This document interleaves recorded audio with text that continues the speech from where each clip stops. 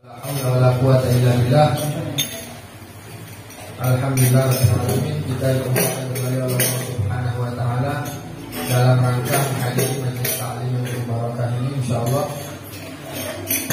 dalam rangka untuk mengkaji ilmu fikih yang telah diwariskan oleh Nabi Muhammad sallallahu alaihi wasallam. Mudah-mudahan Allah Subhanahu wa taala memberikan kita keistiqomahan, memberikan kita manfaat, memberikan kita kesabaran dalam hadir majlis ini. Mudah-mudahan Allah Subhanahu wa taala menjadikan kita sebagai orang-orang yang dikumpulkan bersama para ulama, para asfiya, para aulia, para sholihin, insyaallah, amin ya rabbal alamin. Alhamdulillah, Allah Subhanahu wa taala menginginkan kita duduk di majlis seperti ini, ya. Di dalam hadis dikatakan man yuridillahu bihi khairan yufaqihuhu fid din. Kalau Allah Subhanahu wa taala menginginkan kebaikan untuk seorang hamba, maka niscaya Allah Subhanahu wa taala akan memberi kegampangan, ya, menggampangkan dia untuk belajar agama. Ya, untuk belajar syariatnya Nabi Muhammad sallallahu alaihi wasallam. Kalau Allah berarti mafhumnya, pemahamannya, kalau Allah Subhanahu wa taala enggak ingin kebaikan kepada seseorang, berarti orang itu tidak akan digampangkan untuk belajar ilmu agama. Bisa dipahami nggak? Bisa kan? Kalau Allah Subhanahu wa taala ingin kebaikan untuk hambanya, maka dia akan digampangkan untuk belajar agama. Tapi kalau dia kalau Allah Subhanahu wa taala nggak menginginkan kebaikan untuk dia, maka niscaya dia akan digampangkan untuk belajar ilmu agama. Paham ya? Maka dari itu kita bersyukur sama Allah Subhanahu wa taala. Ya, bersyukur, harus sangat bersyukur kepada Allah Subhanahu wa taala. Kita masih diinginkan kebaikan untuk kita oleh dari Allah Subhanahu wa taala. Paham ya? Makanya kita ini dalam hidup berusaha untuk menjadi orang yang alim, ya. Berusaha untuk orang yang menjadi orang yang mengerti dalam ilmu agama. Berusaha untuk menjadi orang yang memberikan manfaat nantinya di dalam agama Allah Subhanahu wa taala. Paham? Seperti itu, kita harus punya cita-cita, kita harus menjadi orang yang bermanfaat untuk umat manusia. Paham? Memberikan manfaat untuk orang lain, itu yang paling bagus. Paham? Dan manfaat paling bagus ketika apa? Ketika kita mengajarkan ilmu Allah Subhanahu wa taala kepada umat manusia. Paham? Manfaat yang paling bagus. Nabi SAW mengatakan khairukum anfa'ukum linnas. Sebaik-baik kalian adalah orang yang paling banyak memberikan manfaat kepada orang lain. Dan sebaik-baiknya manfaat yang kita berikan untuk orang lain adalah ilmu. Paham? Harus punya cita-cita seperti itu. Harus punya cita-cita seperti itu. Paham ya? Maka dari itu jangan cuma kita yang memberi manfaat kepada orang lain dengan sekedar bantuan, ya, tenaga, kemudian harta dan lain sebagainya. Itu bagus, memberi manfaat kepada orang lain. Tapi kita harus punya cita-cita juga memberi manfaat dengan sebaik-baik manfaat. Yaitu apa? Ilmu agama. Paham?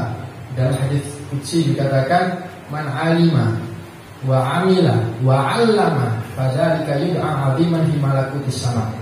Barang siapa yang belajar, kemudian setelah belajar dia mempunyai bekal ilmu, mengamalkan ilmunya, dipraktekkan ilmunya, wa'allama, kemudian diajarkan ilmunya, fadzalika yud'a 'aziman fi malakutis sama. Maka dia niscaya akan diberi panggilan keagungan oleh malaikat-malaikat yang berada di langit. Kita dianggap sebagai orang yang sangat agung, dihormati, diagungkan di antara malaikat-malaikat lain. Paham, yang ada di langit. Barang siapa yang jawab? Yang alimah wa amilah wa 'allama. Udah belajar, ketika mempunyai ilmu, kemudian diamalkan ilmunya, dipraktekkan, kemudian diajarkan ilmu. Paham ya? Diajarkan ilmu. Maka dari itu belajar, kemudian diamalkan, kemudian diajarkan kepada orang lain. Itu manfaat yang paling besar. Makanya dikatakan ada 3 golongan. Allah Subhanahu wa taala menyinari langit itu atau memberi keindahan di langit itu dengan 3 perkara. Apa? Matahari, bulan, dan bintang. Allah Subhanahu wa taala memberi keindahan di langit itu atau memberi hiasan di langit itu dengan 3 hal. Apa? Matahari, bulan, dan bintang. Dan Allah Subhanahu wa Ta'ala memberi keindahan, menghiasi bumi dengan 3 perkara. Apa? Al-ulama wal imamul adil wal matar. Allah Subhanahu wa Ta'ala menghiasi bumi dengan 3. Dengan ulama, ya, yang membawa banyak kemanfaatan. Wal imamul adil, begitu juga imam yang adil, pemimpin yang adil yang membawa kemanfaatan bagi umat manusia. Dan al-matar, hujan. Paham? Kesemuanya ini 3 ini sama-sama memberi manfaat. Dan ini adalah ketiganya ini bentuk rahmat Allah Subhanahu wa Ta'ala kepada umat manusia. Kalau tidak ada ulama, maka semua akan bodoh. Iya, tidak mengerti cara sholat, tidak mengerti cara wudhu, tidak mengerti cara mandi, tidak mengerti. Semua akan di dalam kegelapan kebodohan kalau tidak ada ulama. Tidak ada imamul adil, negeri semua akan kacau balau. Jangan mengharap ketentraman, kesejahteraan kalau tidak ada pemimpin yang adil. Kemudian kalau tidak ada mator, akan kekeringan, semua kehidupan akan menjadi kekeringan, ya. Kering, jaduk. Paham ya? Kekeringan. Maka dari itu 3 tadi itu yang Allah Subhanahu wa Ta'ala menjadikan hiasan untuk umat manusia yang ada di bumi. Di dalam makalah lain dikatakan 5 orang ini kalau meninggal memberi kesengsaraan bagi yang lain, bagi umat manusia. 5 golongan orang yang ketika dia meninggal maka akan memberi kesengsaraan bagi orang lain. Siapa? Lagi-lagi al-alim al-amil, orang yang berilmu dan mengamalkan ilmunya. Pertama, kalau ada satu orang alim meninggal, ya sudah, berarti Allah Subhanahu wa Ta'ala sudah mulai mencabut sedikit demi sedikit ilmunya.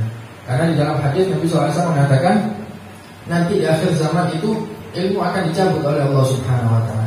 Ilmu semua akan dicabut oleh Allah Subhanahu wa Ta'ala. Al-Quran dicabut oleh Allah Subhanahu wa Ta'ala. Dicabutnya Allah Subhanahu wa Ta'ala mencabut ilmu dan Al-Quran itu bukan dicabut seperti ini ilmunya dan Al-Qurannya, tidak.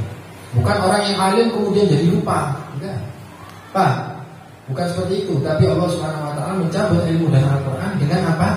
Dengan mencabut rohnya para ulama, mencabut rohnya orang-orang yang menghafalkan Al-Quran.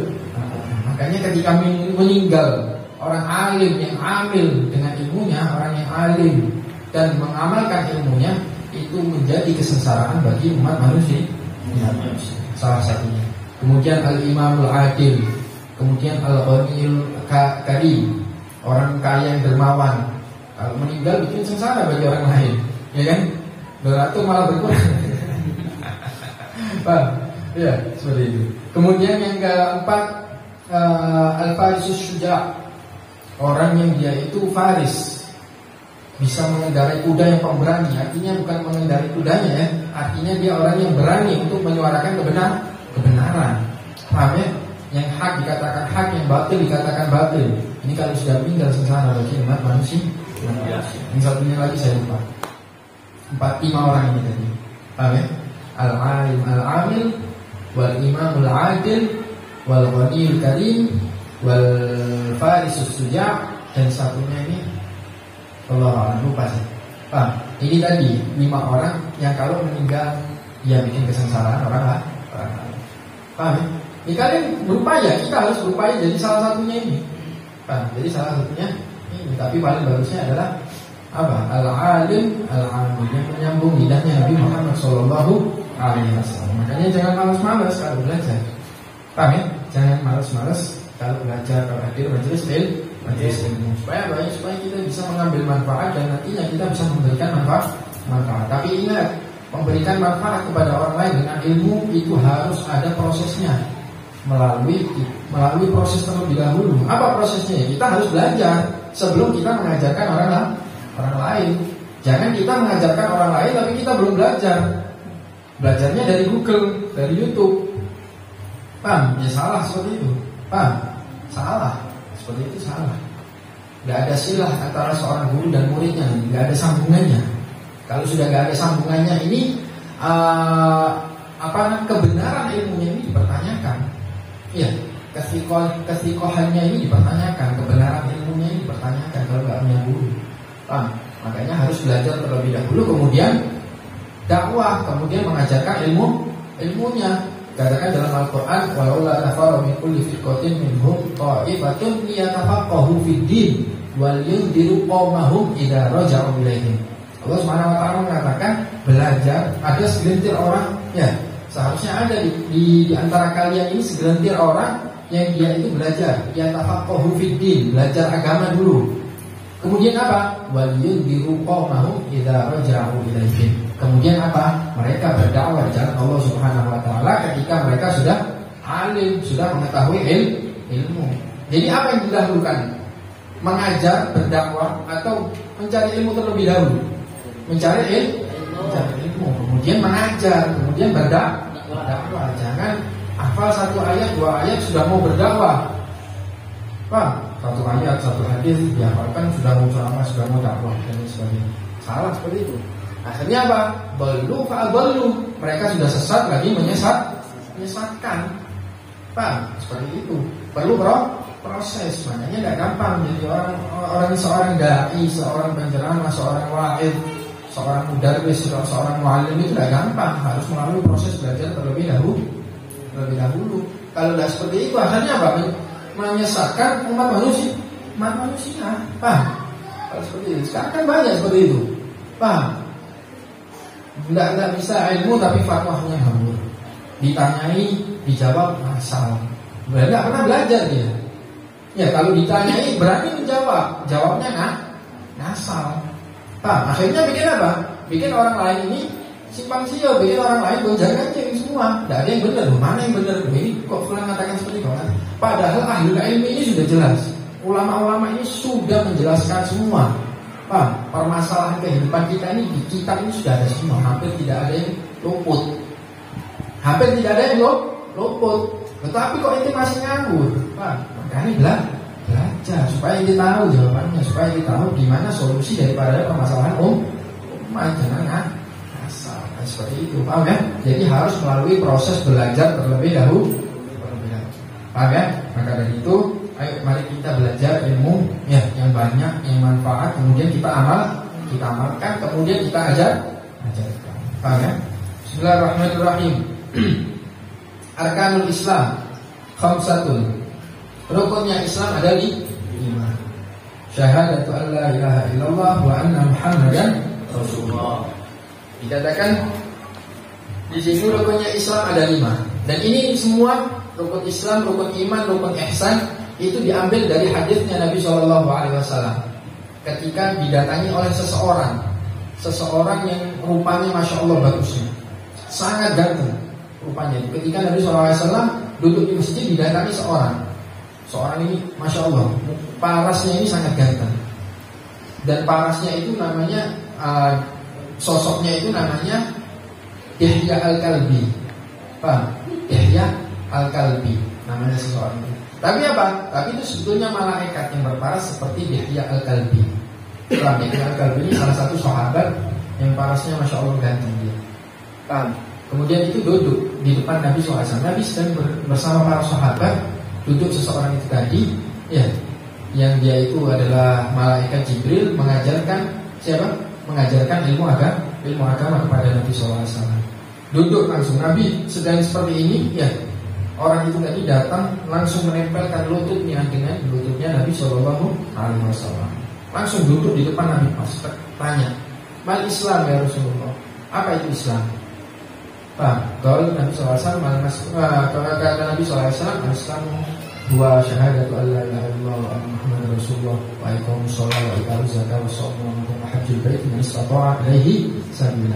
Pak, makanya rukun Islam, rukun iman, rukun Islam, rukun ihsan itu diambil dari hadis itu. Namanya hadis Jibril. Pak, namanya apa? Hadis Jibril. Karena yang datang bertanya sama Nabi SAW itu malaikat Jibril mengajarkan sama Nabi SAW. Baik, syahadatu an la ilaha illallah, bersaksi tiada Tuhan selain Allah Subhanahu wa taala, dan Nabi Muhammad SAW adalah utusan Allah Subhanahu wa taala. Bersaksi tiada Tuhan, an la ilaha. Tiada Tuhan. Model apapun tiada Tuhan. Mau Tuhan model apapun tidak ada Tuhan selain Allah Subhanahu wa taala. Makanya di sini la ilaha. La ilaha ini kalau kita belajar gramatika Arab itu la ilaha. Ilaha ini isimnya yaitu manfil jenis. Paham? Tiada jenis apapun yang dinamakan Tuhan, baik jenis matahari, jenis manusia, jenis pepohonan dan sebagainya. Tiada Tuhan yang patut disembah dengan hak, dengan benar kecuali Allah Subhanahu wa ta'ala. Maknanya la ilaha illallah apa? Ai la ma'buda bihaqqin fil wujudi illallah. Tidak ada Tuhan yang patut disembah dengan hak di dunia ini, di alam ini, kecuali Allah Subhanahu wa ta'ala. Allah Subhanahu wa ta'ala menafikan sesembahan yang disembah dengan hak kecuali Allah Subhanahu wa ta'ala. Paham ya? Makanya ulama mengatakan bihaqqin, dengan kebenaran, dengan hak. Paham ya? Dengan hak. Kalau sesembahan yang lain yang disembah dengan kebatilan banyak. Yang disembah dengan kebatilan banyak. Majusi nyembah matahari, paham, Nasrani nyembah patung dan lain sebagainya. Paham? Mereka menyembah sesembahan yang disembah tapi bukan dengan hak, tapi dengan kebatilan. Yang cuma hak adalah Allah Subhanahu wa ta'ala. Ya, yang hak cuma Allah Subhanahu wa ta'ala. Makanya nggak ada lagi selain Allah Subhanahu wa ta'ala. Allah Subhanahu wa ta'ala di sini memberi pernyataan, ya, memberi dakwah. Dakwah itu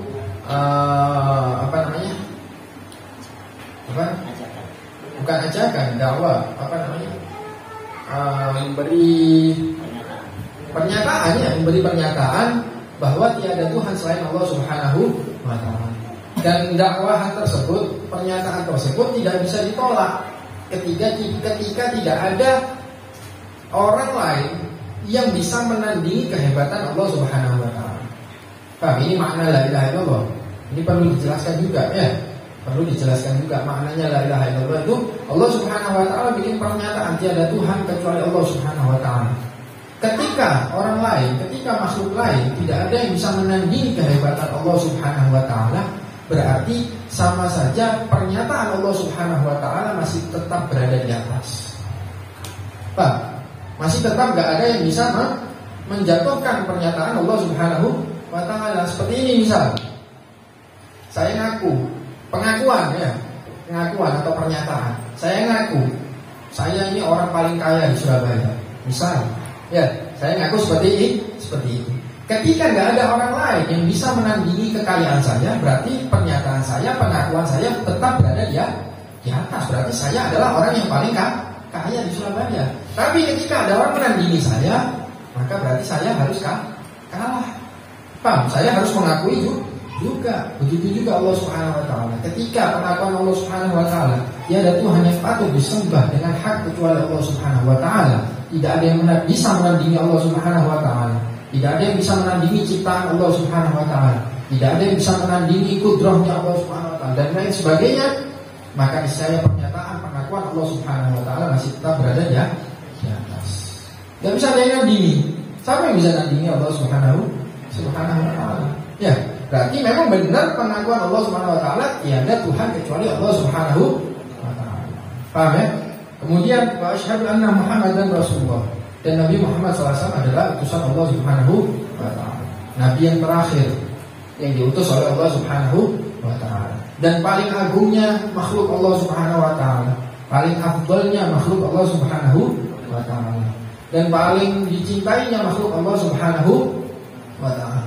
Paling pokoknya Nabi Muhammad SAW ini semua paling. Sifat terbaik semua indikasi paling yaitu Nabi Muhammad SAW. Paling ganteng, paling baik, paling semua. Sifat baik Nabi, semua sifat baik yang ada di dunia ini, indikasi paling itu Nabi Muhammad SAW. Paham ya? Dikatakan di dalam manzumah wa afdalul khalqi 'ala al-itlaqi nabiyuna famil an-shiqati. Ini manzumah tentang tauhid. Dikatakan wa afdalul khalqi, sebaik-baiknya makhluk Allah Subhanahu wa ta'ala, paling afdalnya makhluk Allah, paling agungnya makhluk Allah, paling mulianya makhluk Allah Subhanahu wa ta'ala, 'ala al-itlaqi, tiada yang bisa menandingi sama sekali. Nabiyuna, siapa? Nabi kita Muhammad sallallahu alaihi wasallam. Famil an-shiqati, maka tinggalkanlah keraguan. Paham ya? Jangan ragu sudah. Nanti kalau menganggap Nabi Muhammad paling agungnya makhluk, jangan ragu lagi. Paham ya? berpalinglah daripada keraguan. Karena di sana ada perkataan ulama, salah satu ulama atau beberapa ulama yang mengatakan paling afdalnya makhluk Allah Ta'ala itu adalah malaikat Jibril. Malaikat Jibril alaihissalam. Beberapa ulama mempunyai pendapat seperti itu. Tapi jumhur ulama, kebanyakan ulama ya daripada muhaqqiqin, ulama-ulama besar, paham ya, ulama-ulama besar, ulama-ulama yang bisa kita jadikan sandaran nanti di hari kiamat, itu mereka mengatakan paling afdalnya makhluk Allah Subhanahu wa taala adalah Nabi Muhammad sallallahu alaihi wasallam. Ya, Nabi Muhammad sallallahu alaihi wasallam. Dan Nabi Muhammad sallallahu alaihi wasallam adalah ciptaan Nabi yang diciptakan oleh Allah Subhanahu wa taala untuk menjadi nabi terakhir, nabi dan rasul terakhir. Sudah tidak ada Nabi SAW, tidak ada nabi atau rasul setelah Nabi Muhammad SAW. Tidak ada lagi. Berarti kalau ada yang ngaku, berarti dia tidak iman sama Allah Subhanahu wa taala. Kalau ada yang mengaku lagi ada nabi atau rasul setelah Nabi Muhammad SAW, berarti dia tidak iman sama Allah Taala. Orang Allah Subhanahu wa taala mengatakan nabi terakhir adalah Nabi Muhammad SAW. Paham ya? Tapi Nabi Muhammad SAW nurnya diciptakan sebelum kaum, sebelum alam semua ciptaan Allah Subhanahu wa taala semuanya ini nurnya Nabi Muhammad SAW diciptakan terlebih dahulu. Jadi pertama kali makhluk yang diciptakan oleh Allah Subhanahu wa taala adalah nur cahaya Nabi Muhammad SAW. Dikatakan dalam kitab Maulid apa? Maulid Habsyi itu ada kan? Awal makhluqin baraza fil alam wa minhu tafarra'a al-wujudu khalqan ba'da khalqin bima hadatsa wa ma taqaddama. Paham? Dikatakan yang paling pertama yang makhluk yang diciptakan oleh Allah Subhanahu wa taala adalah nur Nabi Muhammad sallallahu alaihi wasallam. Wa minhu, dan dari nur itu tafarra'a al-wujud. Allah Subhanahu wa taala menciptakan alam ini dari apa? Dari nurnya Nabi Muhammad sallallahu alaihi wasallam. Semua berarti berkat Nabi Muhammad sallallahu alaihi wasallam. Paham ya? Berkat Nabi Muhammad sallallahu alaihi wasallam. Bahkan di hadis sahih Nabi Muhammad SAW menceritakan ketika tawassulnya Nabi Adam dengan nama Nabi Muhammad SAW. Ya, Nabi Adam kan melakukan sebuah kesalahan, yaitu memakan buah itu, ya, buah yang ada di surga itu. Membuat kesalahan, akhirnya Nabi Adam alaihissalam meminta ampun kepada Allah Subhanahu wa taala dengan bertawassul kepada Nabi Muhammad sallallahu alaihi wasallam. Bertawassul dengan nama Nabi Muhammad sallallahu alaihi wasallam, minta perantara supaya diampuni oleh Allah dengan nama Nabi Muhammad sallallahu alaihi wasallam. Kata Allah taala, dari mana yang kita tahu Muhammad ini makhluk yang paling aku cintai? Kata Nabi Adam, aku tahu karena di arsy-Mu tertulis, dimanapun ya letak di langit itu tertulis nama la ilaha illallah Muhammadur Rasulullah. Semua di arsy-Nya Allah, di surga, semua itu tertulis seperti itu, la ilaha illallah Muhammadur Rasulullah. Kata Nabi Adam, tidaklah sebuah nama disandingkan dengan namamu kecuali dia adalah orang yang paling engkau cintai wahai Allah Subhanahu wa ta'ala. Akhirnya bertawassul sama Nabi Muhammad, diampuni oleh Allah Subhanahu wa ta'ala. Wa iqamus shalah, yang kedua yaitu mendirikan sholat. Karena inna sholata kanat 'alal mu'minina kitaban mauquta. Sesungguhnya sholat itu bagi orang-orang Islam, bagi orang-orang mukmin itu adalah kitaban, kewajiban mauquta yang sudah ditata oleh waktu, ditata dengan waktu oleh Allah Subhanahu wa ta'ala. Dan sholat ini termasuk kewajiban yang diwajibkan oleh Allah Subhanahu wa ta'ala kepada makhluk, kepada orang yang beriman kepada Allah Subhanahu wa ta'ala ataupun yang tidak beriman, taklif, ya, ditaklifkan kepada makhluknya Allah Subhanahu wa ta'ala, manusia ini, itu tanpa perantara. Kewajiban yang diwajibkan kepada Nabi Muhammad tanpa perantara malaikat sama sekali. Kalau semua kewajiban itu Allah Subhanahu wa ta'ala mewajibkan kepada Nabi Muhammad dengan perantara, ya, puasa, zakat, haji dan lain sebagainya. Itu dengan perantara siapa? Malaikat Jibril. Ya, malaikat Jibril alaihissalam. Tapi kalau sholat tidak. Allah Subhanahu wa taala yang memanggil sendiri Rasulnya Nabi Muhammad SAW untuk supaya apa? Supaya diwajibkan sholat. Cukup ini sebagai keistimewaan bagi sholat. Ya, cukup ini sebagai keistimewaan bagi sholat. Karena paling afdolnya ibadah badan adalah sholat. Paling afdolnya ibadah badan adalah sholat. Makanya dikatakan awwalu ma yuhasabul 'abdu yaumil qiyamah as-shalah. Yang pertama kali dihisab nanti di hari kiamat adalah sholat. Dilihat bagaimana sholatnya. Sholat enggak dia? Paham? Jangan-jangan bolong-bolong. Paham? Jangan-jangan enggak pernah sholat. Dihisab terlebih dahulu oleh Allah Subhanahu wa taala. Bagaimana sholatnya? Atau sholat 5 waktu, tapi gimana sholatnya? Benar enggak? Sesuai tuntunan Nabi Muhammad SAW enggak? Paham? Jadi yang pertama kali dihisab adalah sholat. Kenapa? Karena sholat ini rois. Paham? Rois ketuanya. Paham? Ketuanya atau umdahnya. Kalau sudah sholatnya benar, semua umurnya, semua perkaranya akan benar. Paham ya? Kalau sholatnya benar, maka semua perkaranya benar. Semua. Rizkinya tepat, ya, rizkinya tidak akan meleset. Kemudian ibadah-ibadah lain pun ia lakukan dengan baik dan benar. Kalau sholatnya dia benar. Jaga dari maksiat, jaga hati dari maksiat, jaga anggota tubuh dari maksiat. Kenapa? Karena sholatnya dia benar. Tapi kalau sholatnya tidak benar, semuanya nggak akan benar. Semuanya akan kacau. Yang pertama itu harus sholat. Sholat harus dijaga terlebih dahulu. Paham ya? Makanya Allah Ta'ala mengatakan inna sholata tanha 'anil fahsya'i wal munkar. Sholat ini bisa mencegah seseorang yang menjaganya dengan baik dan benar. Menjaganya dari apa? Al-fahsya, kejelekan, wal munkar, dan kemungkaran. Paham ya? Dan kemungkaran. Makanya kalau sudah sholatnya benar, semua benar. Mau maksiat malas. Kenapa? Berkatnya sholat. Tapi kalau sholatnya tidak benar, maksiatnya terus. Paham? Makanya jangan heran kita punya urusan ini semua gak ada yang benar. Berarti sholat kita ada apa-apanya. Paham? Sholat kita ada apa-apanya masih. Orang Sayyidina Imam Hasan Al-Basri pernah didatangi oleh seseorang, "Wahai Imam Hasan, anak ini kok istiana mampet gini. Pokoknya perkara anak ini dari beres." Katanya Sayyidina Imam Hasan Al-Basri, "Sholat itu dilihat. Sholat itu dicek. Gimana sholat itu? Benar enggak? Kalau sholat itu benar, semuanya benar. Kalau sholat itu tidak benar, semuanya enggak akan benar." Bahkan dikatakan di pepatah Arab, "Man la yusolli al-khair minhu baliwali." Barang siapa yang enggak sholat, maka niscaya semua perkara baik akan kabur dari dia. Semua perkara baik akan kabur dari dia. Artinya apa? Kalau dia sholat, semua perkara baik akan hinggap kepada dirinya. Paham ya? Wa iqamus sholat, wa ita'uz zakat. Membayar zakat. Membayar zakat sesuai tuntunan Nabi Muhammad SAW. Zakat itu macam-macam.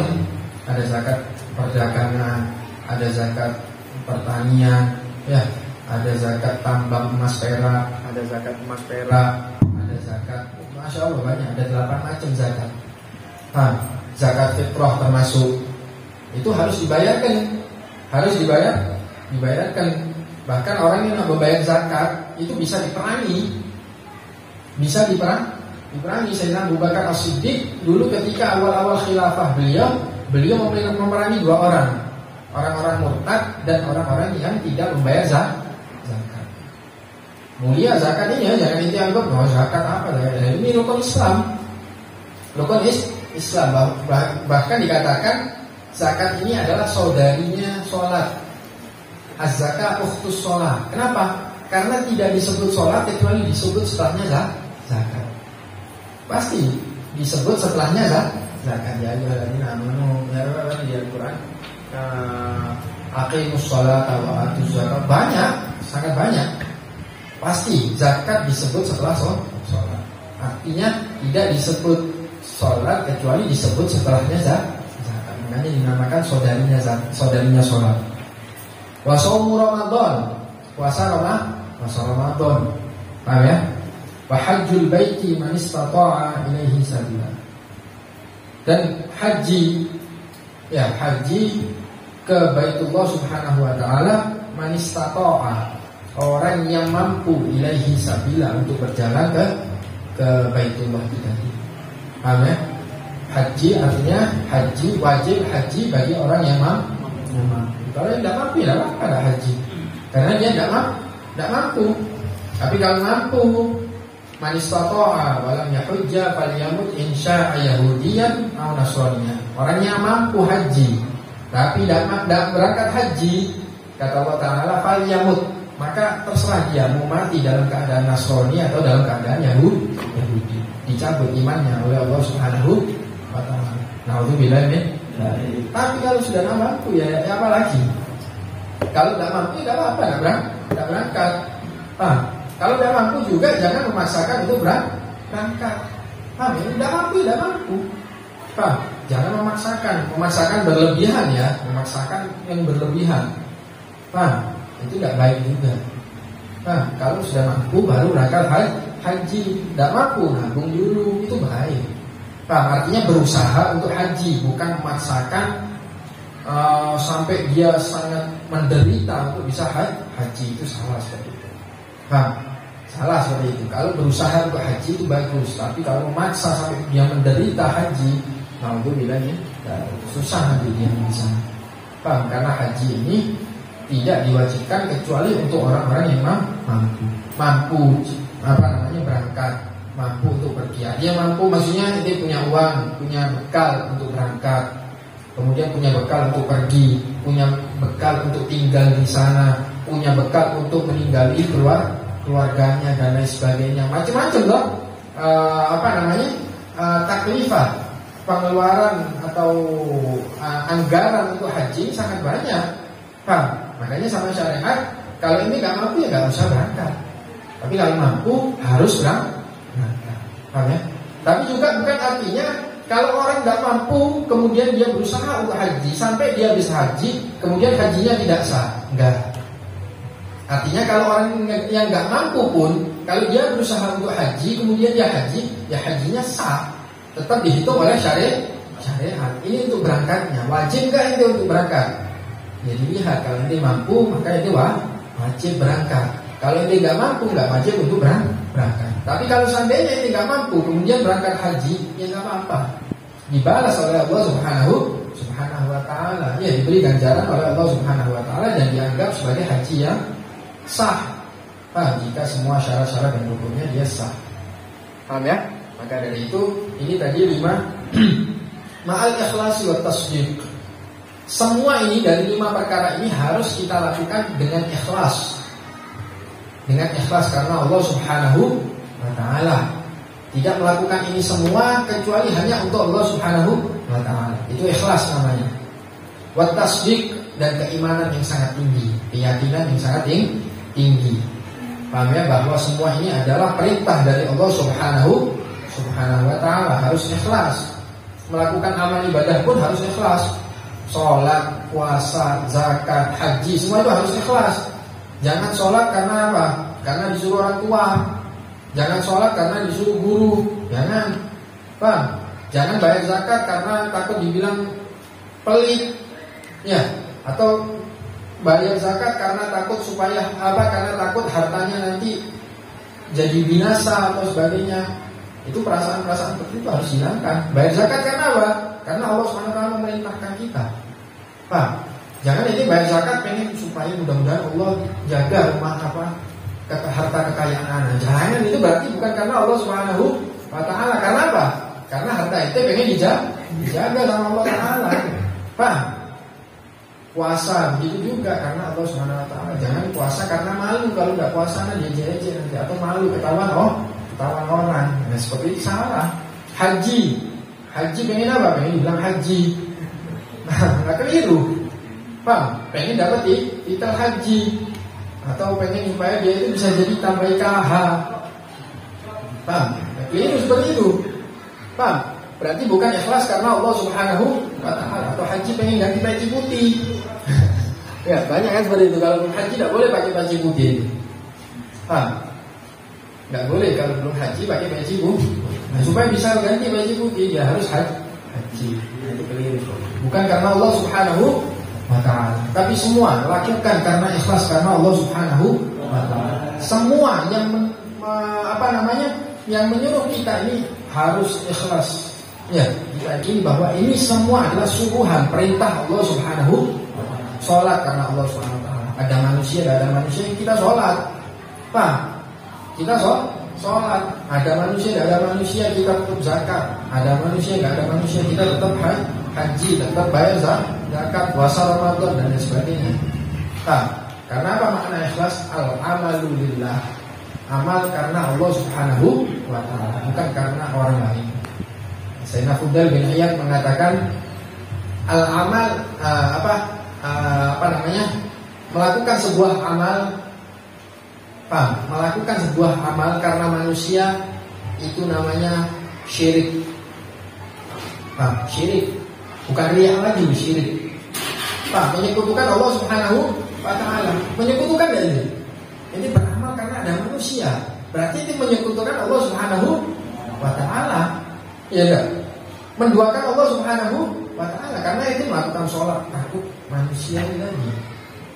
Bukan karena takut Allah Subhanahu wa ta'ala.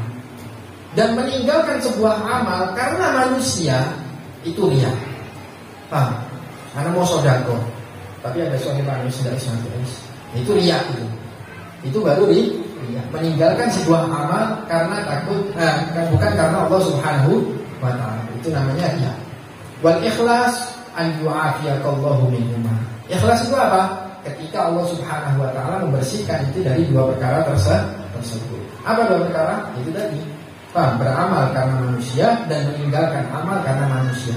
Ketika Allah Subhanahu wa ta'ala menghilangkan dua perkara ini dari ente, itu namanya ikhlas. Melakukan amal karena Allah ta'ala, meninggalkan sebuah amal karena Allah ta'ala. Semua perkara kita karena Allah Subhanahu wa ta'ala. Wa tasdiq, dan keimanan kepada Allah Subhanahu wa ta'ala.